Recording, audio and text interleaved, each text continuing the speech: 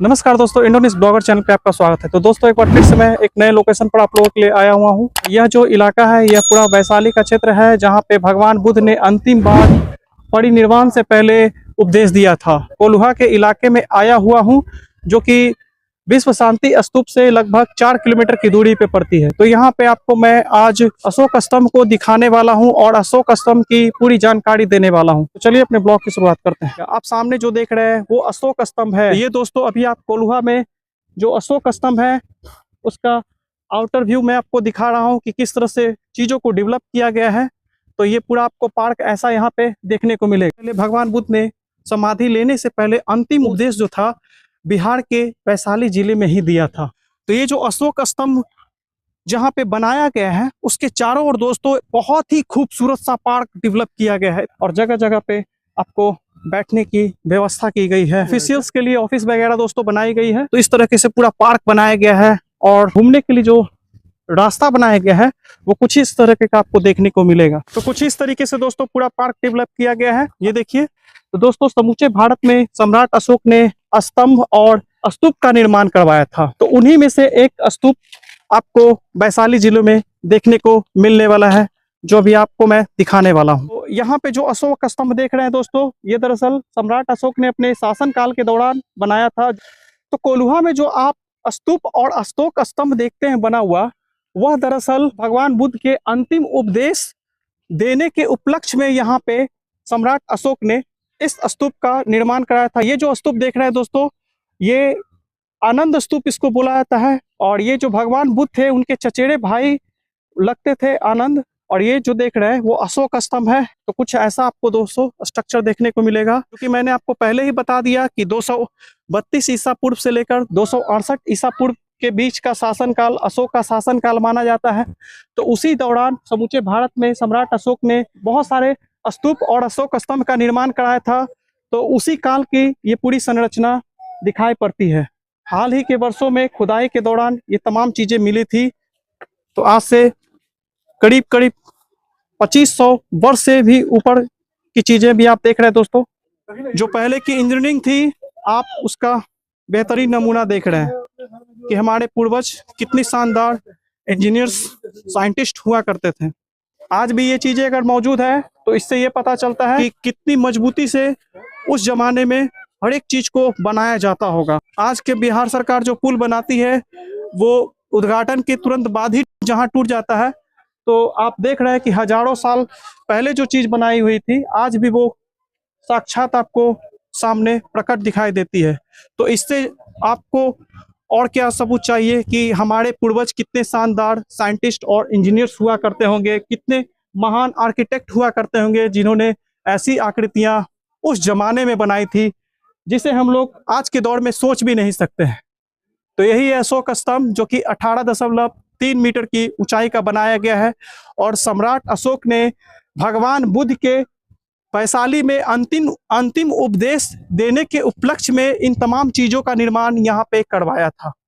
और इस स्ट्रक्चर को भी आप देख रहे होंगे, तो सोच लीजिए कि हमारे पूर्वज कितने महान साइंटिस्ट और इंजीनियर्स हुआ करते थे जिन्होंने ऐसी आकृति उस जमाने में बनाई थी जिसके बारे में हम लोग सोच भी नहीं सकते हैं। दोस्तों ये देखिए हमारे पूर्वजों का कारनामा, जो आज वेस्टर्न वर्ल्ड बोलती है कि हमसे ज्यादा बुद्धिमान इस वर्ल्ड में कोई नहीं है। तो ये कलाकृति जब वो देखते होंगे तो वो भी चिढ़ जाते होंगे कि भारतीय हमसे कला संस्कृति और विज्ञान के क्षेत्र में कितने आगे थे। वो इस तरह की कलाकृतियां देखते होंगे तो उनको खुद ग्लानि होती होगी कि सचमुच में भारतीय पूरी दुनिया में विश्व गुरु हुआ करते थे। उसका जीता जागता एग्जाम्पल आप ऐसे स्ट्रक्चर को देख कर सकते हैं। चौड़े चौड़े आप जो मोटे मोटे दीवार देख रहे हैं, तो जाहिर सी बात है कि ये कुछ जैसे हम लोग का रूम्स होता है उसी तरह से यहाँ पे बहुत सारी चीजें बनाई गई होगी उस जमाने में। जब अशोक स्तंभ देखने के लिए आइएगा दोस्तों, तो वर्तमान से हजारों साल आपको पीछे ले जाएगी ये जगह, और आपको अनुभूति होगा कि सचमुच में हमारा जो बिहार का इतिहास था वो गौरवशाली था, दुनिया में सबसे आगे था। कभी वेस्टर्न एशिया, मिडिल ईस्ट, तमाम जगहों को कंट्रोल किया करती थी हमारी बिहार की धरती।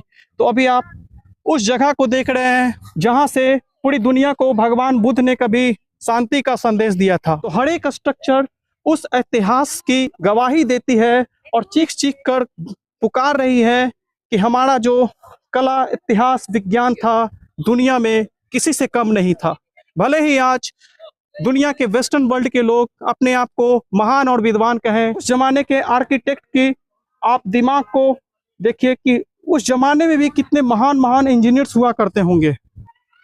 जरूरत है तो इन चीजों को दोस्तों संभाल कर रखने की और इसको और भी ज्यादा हाइप देने की, क्योंकि अदर स्टेट में छोटी से छोटी ऐतिहासिक चीजें मिलती हैं तो उसको बहुत ज्यादा वहां की सरकार प्रायोरिटी देकर बहुत ज्यादा हाइप करती है सोशल मीडिया के जरिए। तो जरूरत है हमारे बिहार की धरोहर को भी हाइप देने की, ताकि विदेशों से लोग घूमने आएंगे तो बिहार की भी इकोनॉमी में सुधार होगा और यहाँ की इकोनॉमी भी बहुत ही तेजी से बूस्ट हो पाएगी। तमाम चीजें आप लोगों को बहुत ही कम देखने को मिलेगा। तमाम चीजों को एक्सप्लोर कर रहा हूं ताकि आप भी अपने इतिहास के बारे में, आप अपने संस्कृति के बारे में, अपने विज्ञान के बारे में, अपने पूर्वजों की कला कौशल के बारे में जान सकें। तो ये तमाम चीजें दोस्तों देख रहे हैं तो ये हजारों साल पुरानी है और इस तरीके की पूरे स्ट्रक्चर आपको यहाँ पे देखने को मिलेगी जब आप अशोक स्तंभ को देखने के लिए आएंगे। परिसर दोस्तों अब दरअसल बाउंड्री वॉल से घेर कर यहाँ पे बनाया गया है। अगर पूरे एरिया को खुदाई की जाएगी तो यहाँ पे आपको एक बड़ा शहर ही आपको दिखाई पड़ेगा जिसे सम्राट अशोक ने बसाया था। तमाम चीजें गवाही दे रही है कि हमारा जो इतिहास है वो काफी ज्यादा कला, विज्ञान और तकनीकी के क्षेत्र में ऊंचाई पे होगा। यही वजह है कि यहाँ पे आपको तमाम स्ट्रक्चर हजारों साल पुराने देखने को मिल रहे हैं। उस जमाने में किस तरह की ईंटों का इस्तेमाल किया जाता था वो आप तमाम चीजें दोस्तों देख रहे होंगे। तो ये काफी हार्ड लग रही है देखने में। दोस्तों देखिए क्लोज से मैं आपको दिखा रहा हूँ। तो उस जमाने में किस तरह के मटेरियल्स का यूज किया जाता था किसी भी स्ट्रक्चर को बनाने के लिए, ये तमाम चीजें आपको यहाँ पे देखने को मिल रही होगी। मुझे लगता है कि ये वाला फ्लोर जो है दोस्तों ये पहले से ही उसी जमाने का होगा, क्योंकि उस तरह का मुझे लग भी रहा है स्ट्रक्चर। उस जमाने में जो ईंटों का इस्तेमाल किया जाता था, आप देख सकते हैं सीमेंट के तौर पे जो मटेरियल का इस्तेमाल किया जाता होगा, बिल्कुल डिफरेंट टाइप की चीजें दोस्तों देखने में यहाँ पे लग रही है। तो यही है हमारी वैशाली की धरोहर अशोक स्तंभ। ऐसा नहीं है कि हमारे बिहार में घूमने के लिए पर्यटन स्थल नहीं है। जरूरी है कि इंफॉर्मेशन को और ज्यादा हाइप किया जाए। बिहार में जो भी ऐतिहासिक चीजें हैं उनको और ज्यादा सोशल मीडिया की जरिए हाइप देकर पूरे दुनिया में फैलाया जाए, ताकि दुनिया भर के लोग हमारे बिहार में आ सकें, जिससे पर्यटन के जरिए भी हमारे बिहार की इकोनॉमी को बूस्ट मिल सके। तो इन तमाम चीजों को जिस तरीके से सरकार ने रखा है वो एक अच्छी पहल है। चारों तरफ पार्क का निर्माण किया गया है, काफी खूबसूरती और सुंदरता प्रदान की गई है। तो जो बड़ा गुंबद देख रहे हैं वो दरअसल आनंद स्तूप इसको बोला जाता है। इसका हाइट लगभग अप्रॉक्स 20 मीटर के आसपास में इसका हाइट होगा। 20 मीटर डायमीटर में ये पूरा गुंबज फैला हुआ है। कलिंग युद्ध में विजय प्राप्त करने के बाद सम्राट अशोक ने बौद्ध धर्म को अपना लिया था और बौद्ध धर्म को अपनाने के बाद उन्होंने समूचे भारत में स्तूपों, शिलालेखों और अशोक स्तंभ का निर्माण करवाना शुरू किया था। दोस्तों ये जो अशोक स्तंभ देख रहे हैं वो 18.3 मीटर की ऊंचाई का है और ये पूरे 3 सेक्शन में बटा हुआ है। चीनी यात्री वेनसांग ने अपनी भारत यात्रा के दौरान अशोक स्तंभ को देखा था। तो उन्होंने अपनी यात्रा के दौरान जो चीजें भारत में देखी थी, तो 7वीं शताब्दी ईसा पूर्व की घटना को उन्होंने अपने किताब में वर्णन किया है कि उन्होंने अशोक स्तंभ को देखा था। और ये जो आपके सामने अशोक स्तंभ अभी दिखाई दे रहा है, ये समूचे भारत में एकमात्र ऐसा अशोक स्तंभ है जो आज तक टिका हुआ है।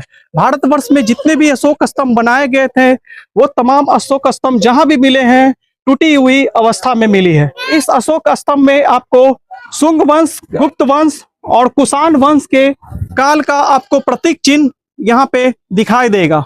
3 कालखंड को इस स्तंभ में आप देख सकते हैं। चारों तरफ से प्रोटेक्ट करने के लिए एक लोहे के रॉड से प्रोटेक्शन प्रदान की गई है। और इस तरह से दोस्तों बहुत सारे स्तंभ आपको यहाँ पे दिखाई दे जाएंगे। मुझे लगता है दोस्तों यहाँ पे बहुत बड़ी बिल्डिंग जैसी होगी, इसीलिए यहाँ पे एकदम सर्कुलर लूप में आपको मोटे मोटे आपको पिलर्स दिखाई दे रही होंगे। ये कुछ खास कलाकृति दोस्तों आप देख रहे हैं। तो ये काफी खूबसूरत यहाँ पे आपको भग्नावशेष जो अभी भी बचे हुए हैं वो आपको कोल्हुआ में मिल जाएंगे, जो कि वैशाली में पड़ता है। जस्ट अशोक स्तंभ के बगल में ही सम्राट अशोक ने एक तालाब का निर्माण किया था जिसे उन्होंने रामकुंड नाम दिया। ये देखिए, अगर ये पानी के किसी स्रोत से अंडरग्राउंड कनेक्टेड रहता तो ये तालाब दोस्तों पूरी तरह से आपको भरा हुआ दिखाई देता, जैसा कि आपको विश्व शांति स्तूप के पास अभिषेक पुष्पकरणी जो झील है, जो पौंड है, वो पानी से लबालब दिखाई दे रहा था, क्योंकि वो तिरहुत नहर से जुड़ा हुआ है अंडरग्राउंड रूप से। अगर यहाँ पे भी सरकार कुछ ऐसी व्यवस्था कर दे कि इसको अंडरग्राउंड रूप से अगर वाटर के किसी रिसोर्स से जोड़ दिया जाए, तो ये तालाब दोस्तों जब साफ पानी से भरा रहेगा और इसमें छोटे छोटे अगर बोटिंग्स की व्यवस्था कर दी जाएगी, तो दोस्तों यहाँ पे पर्यटन जो है वो और ज्यादा बूम कर जाएगा। तो ये रामकुंड अभी आप देख रहे हैं वैशाली जिले में। तो उस जमाने में किस तरीके की ईंटों का इस्तेमाल किया जाता था, आप स्वयं देख लीजिए। तो हमारे पूर्वज जो थे वो कितने ज्यादा ब्रिलियंट हुआ करते होंगे, आप खुद इन चीजों को देखकर ही अंदाजा लगा सकते हैं। दोस्तों देख लीजिए, रामकुंड के तालाब में उतरने के लिए किस तरह से यहाँ पे सीढ़ियां बनाई गई थी। सीढ़ी है दोस्तों, इस तरह से बनाया गया था। इस तरीके से पूरा तमाम आपको ट्रैक्स बना हुआ है, लकड़ी का बाउंड्रीज टोटल लगाया गया है। तो अगर अशोक स्तंभ दोस्तों आइएगा तो आपको 25 रुपए का टिकट कटवाना पड़ेगा। और ये जो चीजें देख रहे हैं दोस्तों, इस तरह की तमाम चीजें यहाँ पे आपको दिखाई पड़ेगी। तो ये तमाम भग्नावशेष दोस्तों इस तरह से फैला हुआ है। तो यहाँ पे डेवलपमेंट दोस्तों मुझे काफी देखने को मिला है और इन तमाम चीजों को काफी खूबसूरती से यहाँ पे रखा गया है। तो यहाँ पे भारत सरकार की दोस्तों काफी तारीफ करनी पड़ेगी। जिस तरीके से उन्होंने इन तमाम चीजों को संभाल के रखा है वो काबिले तारीफ है, क्योंकि यहाँ पे बहुत ही अच्छे से एकदम अरेंजमेंट की गई है। इस तरीके से आपको बाउंड्री बनाया गया है, देख लीजिए। जहाँ पे अवशेष मिले हैं उसको चारों तरफ से बाउंड्री से इस तरह से दोस्तों घेर दिया गया है और पार्क का थीम दिया गया है। पूरा ये ग्रामीण इलाका है दोस्तों, जो भी आप देख रहे हैं पूरा ग्रामीण इलाका ही है। कमरे या भवन वगैरह ही बनाया गया होगा दोस्तों, क्योंकि वो रूम की आकृति ही लग रही है। तो यही है दोस्तों अशोक स्तंभ का पूरा परिसर। काफी बड़े एरिया में सरकार ने इसको डेवलप किया है। इसको यहाँ पे बहुत ही शानदार तरीके से सरकार के द्वारा रखी गई है। पार्क भी काफी ज्यादा खूबसूरत बनाया गया है, ट्रैक्स बनाया गया है, पीने के लिए पानी की अच्छी व्यवस्था की गई है। इस तरह से आपको बैठने के लिए सीटें यहाँ पे बनाकर दी गई है। इसको घेर दिया गया है चारों तरफ से।